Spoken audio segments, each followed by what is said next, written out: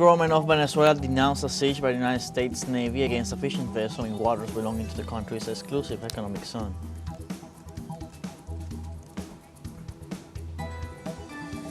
In Argentina, Brazilian pianist Francisco Tenorio Jr.'s remains were identified in the city of Buenos Aires after going missing in 1976.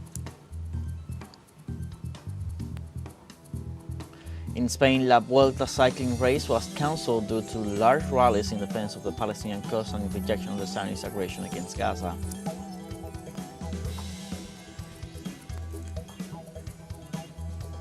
Hello, welcome to From the South. I'm Luis Alberto Matos from the teleSUR studios in Havana, Cuba. We begin with the news.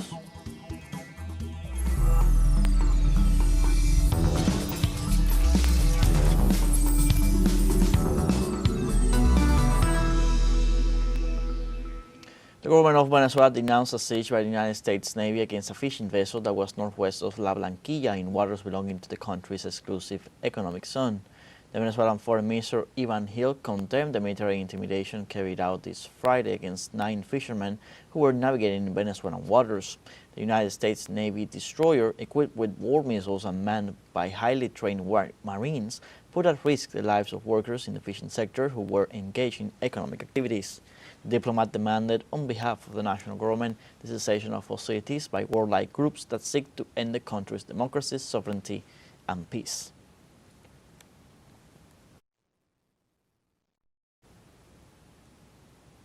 On Sunday, Venezuelan Defense Minister Vladimir Padrino Lopez described the recent actions in defense of the nation's sovereignty as a tremendous success. The Defense Minister referred to Saturday's National Militia Training Day, highlighting the incredible turnout across the nation in different military training bases. Padrino Lopez also made reference to the ongoing Operation Independence 200 last Thursday, reporting astonishing results in the different exercises being carried out to protect the Bolivarian homeland's territorial integrity. The Defense Minister once more reiterated commitment to defend peace and prosperity of Venezuela, adding that in perfect union they remain ready to face any threat.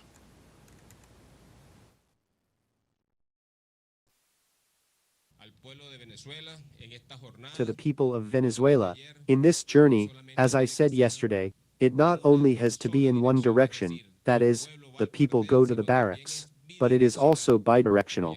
As you already know, the Bolivarian National Armed Forces also go to the people. To the people to what? To the brigades of communal defenses, to assist them in any calamity or contingency in the territory, to protect them from armed bands, from delinquency. And the Venezuelan Defense Minister also denounced the U.S. military attack on a fishing vessel that was in a Venezuelan commercial zone. The Foreign Minister of the Bolivarian Republic of Venezuela reported that, in our exclusive economic zone, they were conducting search and control operations without notifying the flag state, which is this, without notifying us. 18 heavily armed men boarded the fishing vessel. They were hostile towards the humble fishermen who were fishing in accordance with the law and with the proper authorization.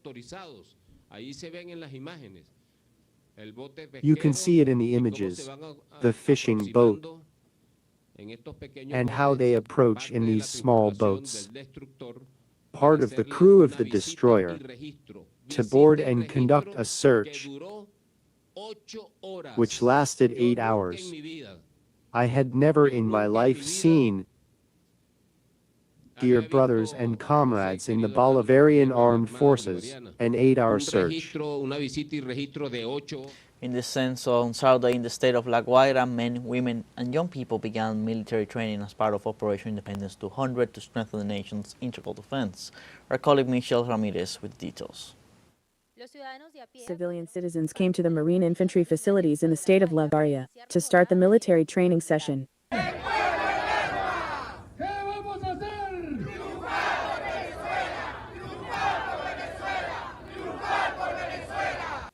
Daniela Segura, mother of 3 children and housewife, responded to the call to defend her country, her people, and her territory. I am here responding to the call of our president to fight for the sovereignty and freedom of our homeland and our country, for our children, for our grandparents, for our families, for all the Venezuelan people. Liliana Rivas promised to protect her country with her own life if necessary. I am the mother of 3 children. I am married. My husband is a retired military man, and well, today we are here because we are ready to defend our country. That free and sovereign independence that our liberator Simon Bolivar left us, but also our eternal commander Chavez, and now President Maduro, we are going to defend it if possible with our lives. Under a brilliant sun, they learned defense techniques and tactics. They expressed their desire to contribute and participate in the protection of Venezuelan soil. I am a family man. I belong to a commune, and have always worked. Since Commander Chavez took office, I have given everything for my country, and here I am, continuing to give everything, until God decides otherwise. Faced with the need to defend their homeland, they joined up, they enlisted, and that is partly the reason and partly the explanation for why we, the people of La Guerra, are here today. And wait for more, this is just the tip of the iceberg of what La Guerra is in the defense of the homeland. With this display of civilian police and military unity and cooperation, Venezuelans demonstrated not only their strength, but also their commitment to defending their nation. And in response to the announcement of the next training sessions, they assured that they were ready and prepared. En la cámara de Gustavo Flores, Michelle Ramírez desde La Guaira, Venezuela para teleSUR. No topics in the United States, migrants detained at the Alligator Alcatraz prison reported having difficulties in communicating with their lawyers and obtaining a fair trial. The prison service was sued for preventing inmates from speaking to their lawyers while they were being held. According to the complaint, the Immigration and Customs Control Service is withholding information about the migrants so that their legal representatives cannot locate their whereabouts.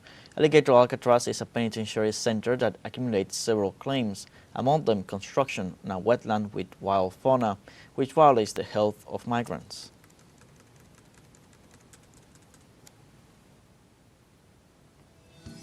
Now we have a first break coming up. Remember, you can join us on TikTok at teleSUR English, where you'll find news in different formats, news updates, and much more. We're going to be right back. Stay with us.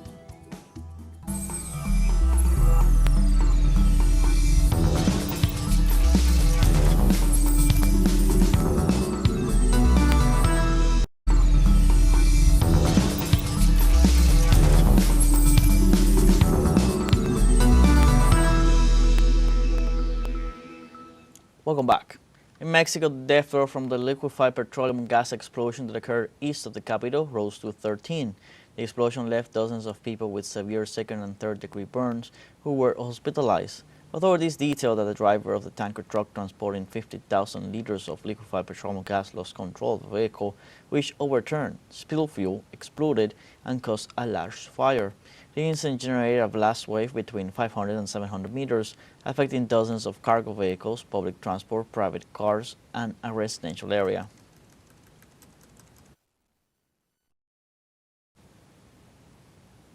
And the Ecuadorian executive began implementing the neoliberal package recommended by the International Monetary Fund with the elimination of the diesel subsidy.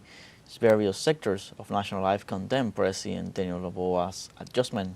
Social, union, indigenous, and political organizations in the country reject the executive decision and assert that President Noboa has preferred to prioritize compliance with the IMF over listening to the people.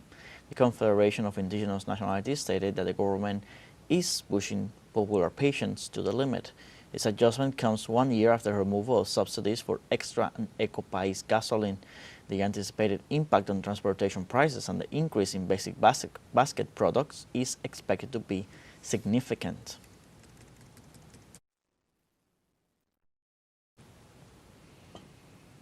In Argentina, the remains of Francisco Tenorio Cerqueira Jr., a Brazilian pianist who went missing in 1976, were identified in the city of Buenos Aires.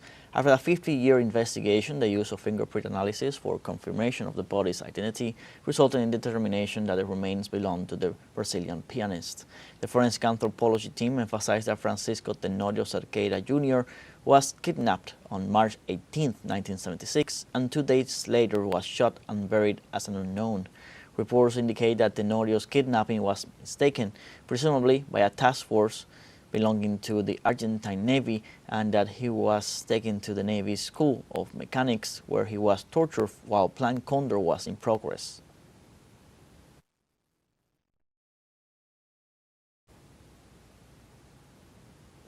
And commercial production in the province of Buenos Aires, Argentina, declined by 8.1% during the first half of 2025. According to reports, the supermarket industry is facing one of its worst economic periods due to sales falling by millions of dollars. Sectors such as manufacturing are also facing an economic deficit of at least 10.2%. Hotel occupancy reported an 11.3% decline amid the neoliberal policies of Javier Milei, which have led to a currency crisis in the country.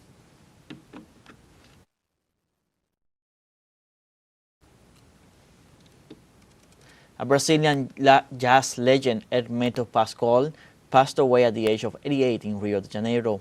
Pascoal's family reported that the composer died after developing lung disorders at the Samaritano Barra Hospital. Pascoal's health began to deteriorate 2 weeks ago while he was on tour in Europe, leading to his transfer to Brazil. Amidst the sad news, the family requested privacy and respect as they grieve.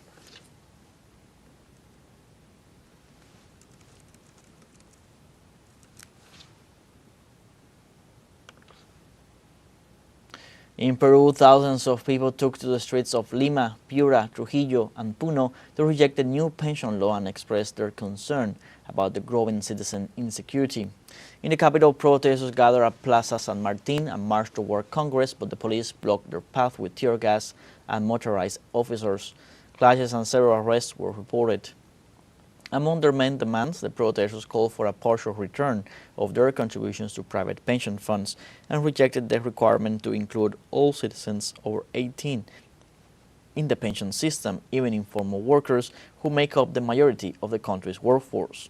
The march was led mainly by young people who also used the protests to express their dissatisfaction with insecurity and the government's management.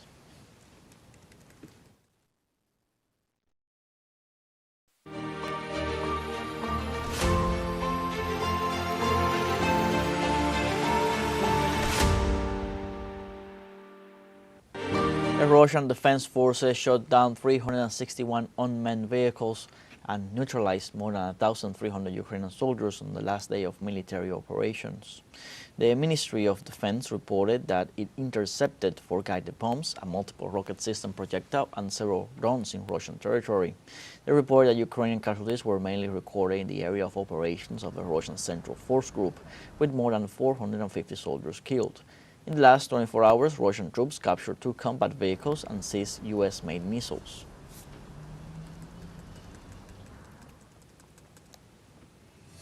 We now have our second break coming up. Before we invite you to visit our Facebook page at teleSUR English, there you'll be able to watch our top stories, special live coverage, and much more. Follow our page and activate the notification button to stay up to date on the world's most recent events. A financial break, don't go away.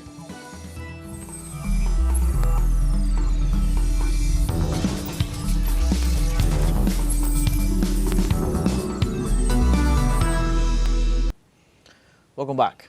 The medicine crisis in the Gaza Strip increased amputations. Health authorities revealed that to date, more than 4,700 Palestinians have been amputated as a result of Israeli aggression. They indicated that Palestinians are not only dying from Israeli attacks, but from wound infections that lead to amputations. They stressed that the health crisis forces doctors to amputate infected limbs to save lives.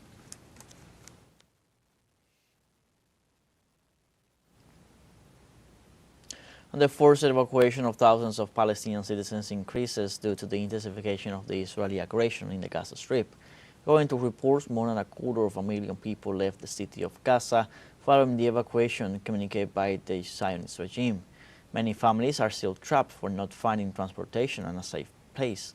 The United Nations warned that at least 100,000 people have been displaced between August and September 2025.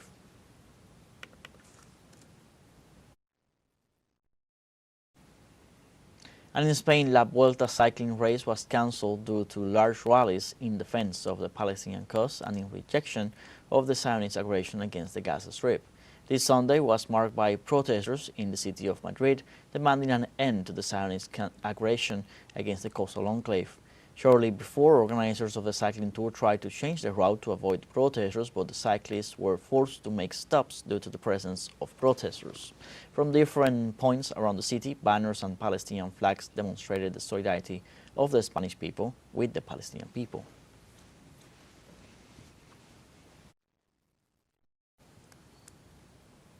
And on Saturday, a multitude of pro-Palestinian activists congregated in Stockholm, Sweden, to protest the ongoing Israeli aggression in the Gaza Strip.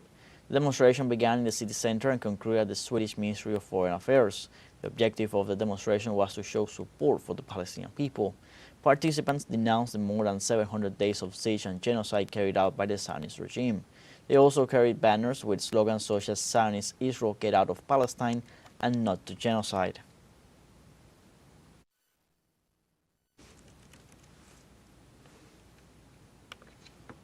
And a growing number of universities and scholar associations around the world are cutting ties with Israeli academia, citing complicity in the government's genocide on Gaza. Institutions in Brazil, Norway, Belgium, and Spain have already suspended collaborations, while Trinity College Dublin and the University of Amsterdam have recently followed suit. In this context, the European Association of Social Anthropologists also announced it will not work with Israeli academic institutions and urged its members to do the same. Advocates of the academic boycott argue that Israeli universities maintain close ties with the state and military. In this regard, Stephanie Adam of the Palestinian Campaign for the Academic and Cultural Boycott of Israel says that Israeli academia is complicit in decades-long military occupation, settler colonial apartheid, and now genocide, adding that universities worldwide have a moral obligation to act.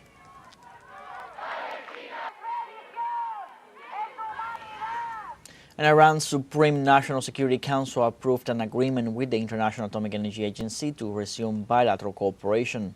The Secretariat announced that the text of the agreements between Tehran and the IAEA had already been reviewed and signed by the authorities. In this regard, it added that if any hostile action is taken against Iran and its nuclear facilities, including the reinstatement of UN Security Council resolutions, bilateral cooperation will be suspended. The agreement comes in the wake of the Israeli and U.S. attacks on Iranian facilities in June 2025.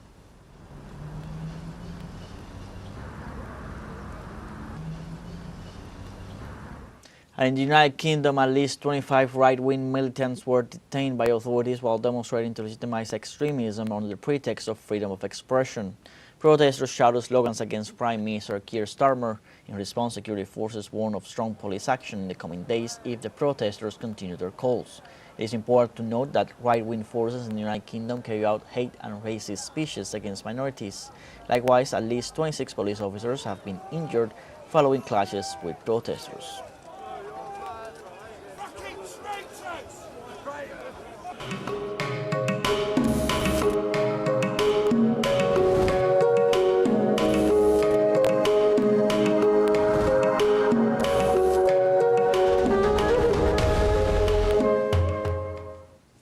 The Golden Panda Award ceremony was held on Saturday in Chengdu, southwest China's Sichuan province, with achievements in the fields of film, television, documentary, and animation in 27 categories. The event, organized by the Chinese Federation of Literary and Artistic Circles and the government of Sichuan province, is an international cultural award aimed at promoting humanistic exchanges and fostering dialogue through film and television productions, with the giant panda as a cultural symbol. The Golden Panda Award selects works that stimulate the resonance of emotions and relies on renowned figures with global influence to form an international and professional jury. The chairman of the jury, Shen Cage, emphasized that the festival seeks to create a bridge between nations around the world throughout film and to promote cultural coexistence as the highest form of art.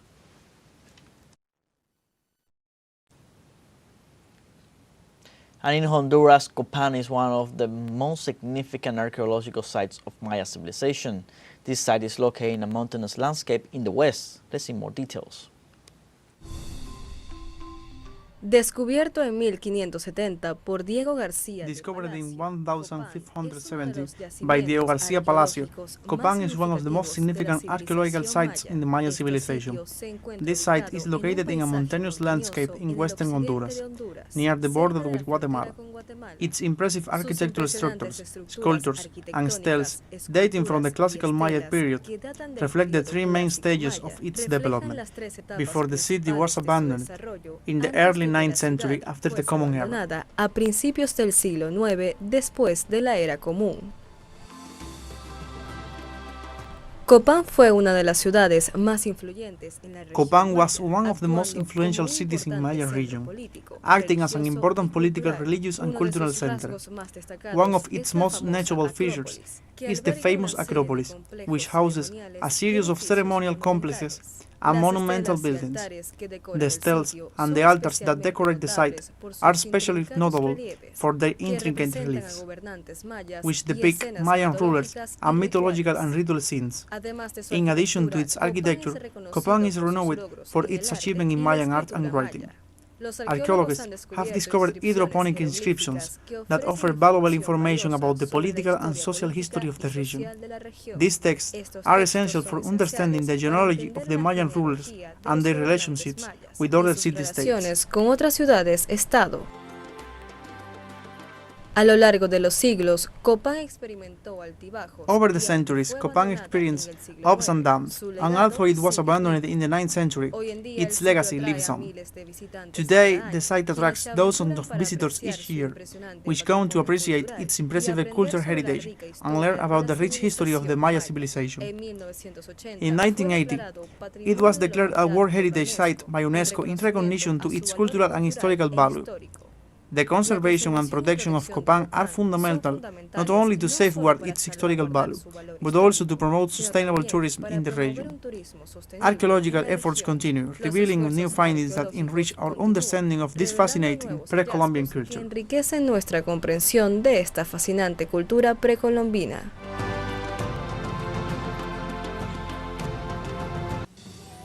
We have come to the end of this news brief. You can find these and many other stories on our website at telesurenglish.net. Join us on social media, Facebook, X, Instagram, Telegram, and TikTok. For TeleSUR English, I'm Luis Alberto Matos. Thank you for watching.